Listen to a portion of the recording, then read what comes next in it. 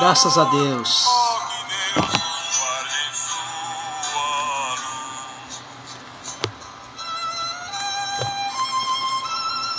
Vamos nesta noite compartilhar a palavra de Deus, a palavra do Senhor. E estou aqui com o meu exemplar, as Escrituras nas minhas mãos. E quero compartilhar com você o segundo capítulo da segunda carta de Pedro, a partir do seu versículo 1. São 22 versículos, o qual o nosso irmão Pedro, apóstolo Pedro, ele vai tratar sobre os falsos profetas, sobre os falsos mestres. Assim como a igreja primitiva estava tendo problema com os falsos profetas, com o falso ensino, com as falsas heresias, a igreja primitiva viveu. Imagine se os apóstolos, a igreja primitiva tivesse no nosso meio, nos tempos em que nós estamos vivendo. Eles iam se escandalizar com tanta heresia, com tanta aberração que existe nos tempos atuais. Então, o nosso irmão Pedro, ele faz um alerta muito grande. Claro que isso aqui foi além de for um alerta para aquele tempo, está sendo hoje como profecia o que nós estamos vivendo hoje, do falso ensino, do falso evangelho que nós estamos vivendo. E isso, irmãos, vai ter que acontecer? Vai ter que acontecer. Homens que vão se apostatar da fé, vão se apostatar. Isso, irmão, já está determinado, já está decretado por Deus. Não tem como a gente sair disso. A única maneira é nós ficarmos firmes na fé, firmes com o Senhor, examinando as Escrituras e analisando, igual o Senhor Jesus disse, que pelo fruto conheceis a árvore. Pelo fruto nós conhecemos os frutos desses homens, a gente sabemos quem é essa árvore. Então, não tem como um verdadeiro cristão ser enganado, porque o verdadeiro cristão, ele se baseia pela palavra de Deus e olhando para as obras desses homens. Então, o nosso irmão apóstolo Pedro, ele vai falar de 22 versículos aqui sobre os falsos profetas, os falsos mestres, enganadores, corruptos, prostitutos, adúlteros, ladrões, enganadores. É isso que Pedro vai nos mostrar. Olha o versículo 1. Havendo também entre vós falsos profetas.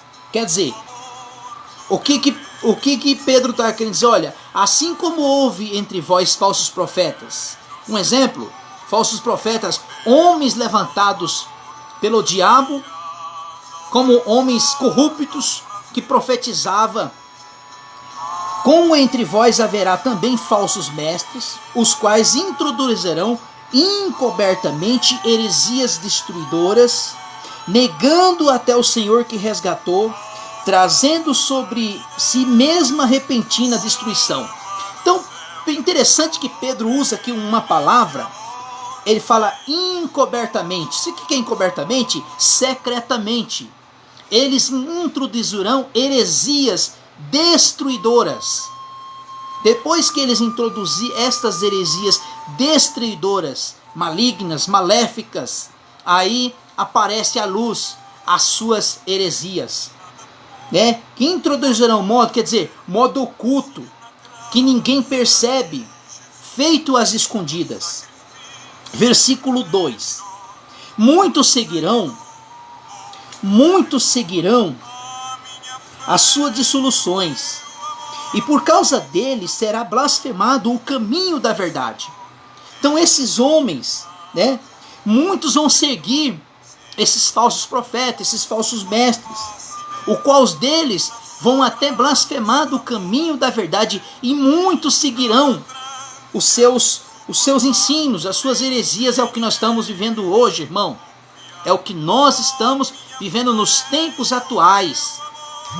Sabe, homens malignos, homens terríveis que deixam a verdade para seguir esses falsos profetas. Versículo 3. Por ganância vos explorarão com palavras fingidas. Para eles é o juízo lavrado, ao longo tempo não tarda, da sua destruição não dorme. Verso 4. Pois se Deus não poupou os anjos que pecaram, mas havendo-os lançado no inferno, entregou as candeias à escuridão, ficando reservado para o juízo. Sabe o que o Senhor Deus está falando aqui? Que isso aqui já está determinado por Deus. Esses falsos profetas, falsos mestres, esses homens foram pessoas que apostataram da fé, largaram a verdadeira fé em Cristo e se apostataram, trazendo assim heresias enganadoras, enganando o povo. Aí Pedro vai fazer aqui um exemplo assim: assim como os anjos pecaram, que para os anjos não tem mais jeito, não tem mais solução, o diabo, os anjos caídos não tem mais solução, aí eles, olha, estão reservados para eles, quer dizer, reservado para ele o inferno. E aí Pedro aqui vai fazer algumas comparações a respeito dos tempos de Noé, dos tempos da destruição de Sodoma e Gomorra. Por quê? Porque o dilúvio já estava determinado por Deus. Deus já tinha decretado a extinção da raça humana, a não ser que deixasse a família de Noé. Sodoma e Gomorra já estava determinado, já estava decretado por Deus. Não tinha como esses decretos de Deus não tinha como se voltar atrás. Já estava determinado e decretado por Deus. Então, tem decretos na Bíblia, tem decretos de Deus que não vai ser revogado. Está determinado, não tem como, né? E um desses foi os anjos que pecaram. Eles estão condenados para o lago de fogo, a destruição. Estão determinados por Deus eles serem lançados no lago de fogo. Isso não vai mudar. Olha só, olha. E não poupou o mundo antigo, embora preservasse Noé, pregoeiro da justiça, com mais de 7 pessoas, ao trazer o dilúvio sobre o mundo dos ímpios. Quer dizer, a Bíblia está dizendo aqui que Deus preservou Noé. A Bíblia diz que Noé foi um pregoeiro daqueles tempos antigos. Noé foi um tipo Cristo naquela época, naquele tempo. Quer dizer, o dilúvio estava determinado por Deus, estava decretado por Deus. Deus já tinha decretado isso. Mas Deus preservou um homem justo. Porque a Bíblia vai dizer que ele foi um pregoeiro da justiça, quer dizer, do Deus justo. Versículo 6, aí ele vai falar da destruição de Sodoma e Gomorra. Estava determinado, estava decretado por Deus, não tinha como ser revogado. Até que Abraão chegou e falou: Senhor, se tiver 50 justos, poupa a vida dos 50. Não achou 50 e assim sucessivamente. Versículo 6 assim: se condenou a destruição a cidade de Sodoma e Gomorra, trazendo a cinza, pondo para exemplo dos que vivessem impiamente, e se livrou o justo Ló, atribulado pela vida dissoluta daqueles perversos. Versículo 8. Depois este justo, habitando entre eles, afligia todos os dias a sua alma, justa e as injustas sobre eles. Assim sabe o Senhor livrar assim o Senhor livra da tentação os piedosos e preservar os injustos para o dia do juízo que serem castigados. Quer dizer, o que a Bíblia diz aqui, irmãos? Assim como Deus preservou Noé como pregoeiro da justiça, assim como o justo Ló Deus poupou ele da destruição de Sodoma e Gomorra, irmão. Assim Deus vai fazer com seu povo. Mas esse povo que hoje, que a Bíblia diz que nós somos a luz deste mundo e o sal dessa terra, irmão, nós temos que preservar com a verdade da palavra de Deus, com as escrituras. E nós temos também que combater os falsos profetas, nós temos que denunciar eles, denunciar as suas heresias. Assim, sabe, o Senhor livra da tentação os piedosos e reservar o justo para o dia do juízo, para serem castigados. Deus castigará especificamente aqueles que, segundo a carne, andam imundos nos desejos prazeres às autoridades, atrevidos, arrogantes, não creiam e blasfemam das dignidades. Versículo 11.